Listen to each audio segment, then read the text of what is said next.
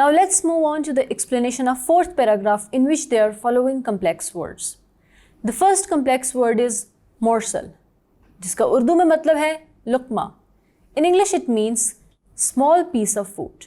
The second complex word is spring up, जिसका उर्दू में मतलब है सज जाना. In English it means arise or begin.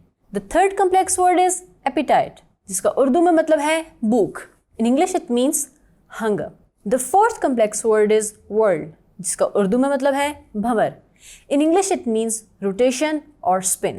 The next complex word is resonant, जिसका उर्दू में मतलब है गूंजदार. In English it means vibrant. The second last word is quivered, जिसका उर्दू में मतलब है कांप जाना. In English it means shivered or vibrated. And the last difficult word in this paragraph is temple, जिसका उर्दू में मतलब है कनपट्टी.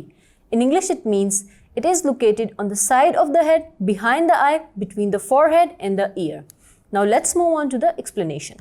अब इस पैराग्राफ में राइटर हमें ये बताता है कि मौलवी अबुल की जिम्मेदारियों का एहसास करते हुए उसकी बीवी ज़ेबुन निसा भी कुछ जिम्मेदारियां उठा लेती है और वो अपने गांव के छोटे छोटे बच्चों को, मोहल्ले के छोटे छोटे बच्चों को वो कुरान का नाजरा पढ़ाती है.